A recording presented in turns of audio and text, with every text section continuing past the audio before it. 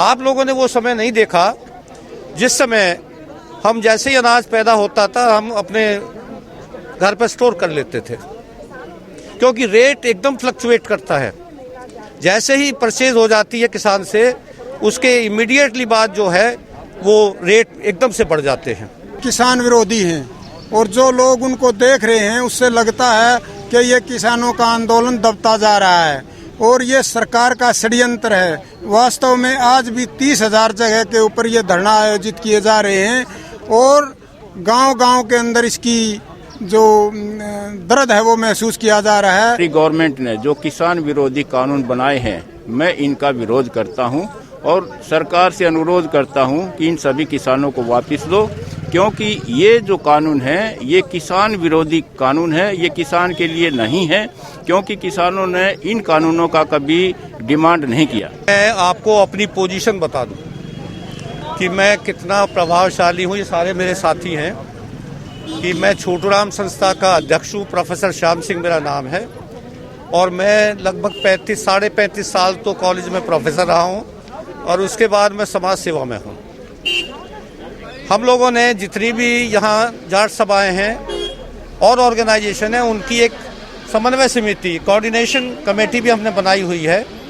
इसका मतलब हमारा जो लिंक है वो बहुत ज़्यादा है, हालांकि हम लोग थोड़े से साइलेंट वर्कर हैं। जहाँ तक इन 3 कानूनों का सवाल है, मैं बहुत ज़्यादा तो इसके बारे में नहीं कह सकता, लेकिन 2 चीज़ें ऐसी हैं जिसको मैं समझता हूँ कि हमारे देश के 99% लोग 1% सुपर रिच को छोड़ करके सभी प्रभावित होंगे। आप लोगों ने वो समय नहीं देखा जिस समय हम जैसे ही अनाज पैदा होता था हम अपने घर पर स्टोर कर लेते थे, क्योंकि रेट एकदम फ्लक्चुएट करता है। जैसे ही परचेज हो जाती है किसान से, उसके इमीडिएटली बाद जो है वो रेट एकदम से बढ़ जाते हैं। लेकिन अगर ये लागू हो गया तो एक तो जो स्टोरेज का है कि कितना भी स्टोर कर सकते हैं, ये सारे जो बिजनेस हाउसेज हैं बहुत बड़े बड़े, ये सारे धन को स्टोर कर लेंगे, अनाज को, और फिर अपनी कीमत पर ये लोगों को देंगे। तो इसमें अकेले किसान ही नहीं, इसमें तो सारी जनता, मैंने कहा ना 1% सुपर रिच को छोड़ दीजिए, 99% लोग प्रभावित इससे होंगे। दूसरी बात यह है कि शायद आपको पता है या नहीं है कि पहले भी ये समस्या बहुत आती थी और ये MSP 68 से बल्कि 66-67 से लागू हुई, जिस समय ये ग्रीन रेवोल्यूशन हुआ, शास्त्री जी ने नारा लगाया जय जवान जय किसान, तो उसके बाद हमारे यहाँ अनाज की कमी नहीं रही। पहले तो हम अमेरिका से मंगाया था अनाज और उसको भी मेरे ख्याल से खाने लायक भी नहीं था। हाँ, वो खाने लायक अनाज नहीं था, लेकिन उसको हम लोगों को दिया गया। तो अब हम खाने में सरप्लस इसलिए हैं कि कम से कम सीजन पे तो किसानों की कीमत मिल जाती है, हालांकि अब भी गड़बड़ होती है।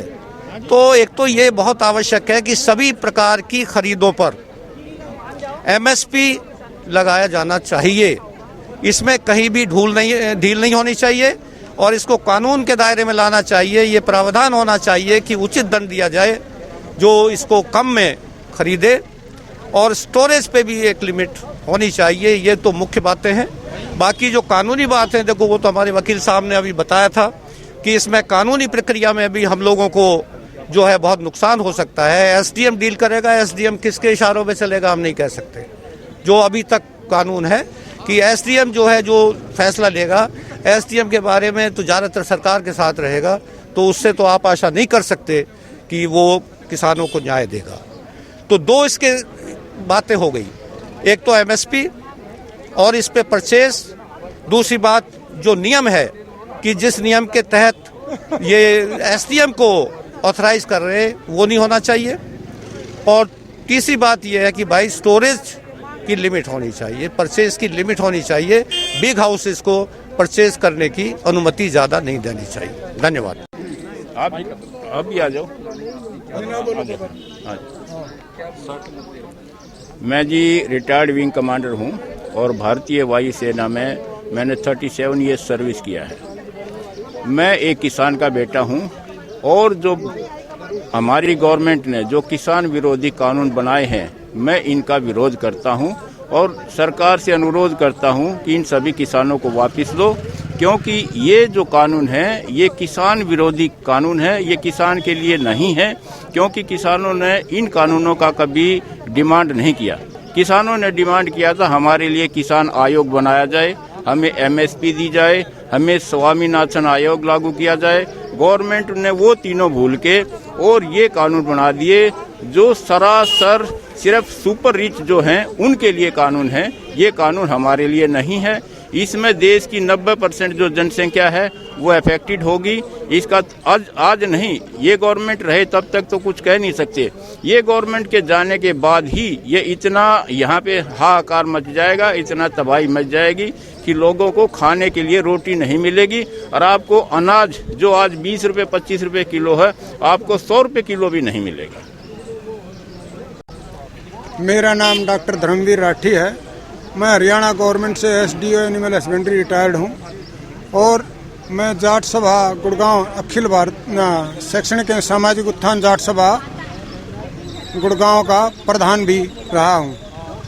आज जो ये हमने धरना और प्रदर्शन किसान बिल के विरोध में आयोजित किया है, इसके अंदर गुड़गांव के सभी संगठन, चाहे वो एम्प्लॉई है, चाहे वो जाट संस्थाएं हैं, चाहे वो यहाँ लोकल आरडब्ल्यूएज हैं या प्राइवेट कंपनियों की फेडरेशंस हैं, एमसीजी के कर्मचारी हैं, इन सब ने मिलकर के इस काले कानून का विरोध किया है। मैं इस मामले में सिर्फ यहाँ पर यही प्रकाश डालना चाहूँगा कि गुड़गांव में भी दैनिक जागरण, दूसरे जो अखबार हैं वो वास्तव में किसान विरोधी हैं और जो लोग उनको देख रहे हैं उससे लगता है कि ये किसानों का आंदोलन दबता जा रहा है और ये सरकार का षड्यंत्र है। वास्तव में आज भी 30,000 जगह के ऊपर ये धरना आयोजित किए जा रहे हैं और गांव-गांव के अंदर इसकी जो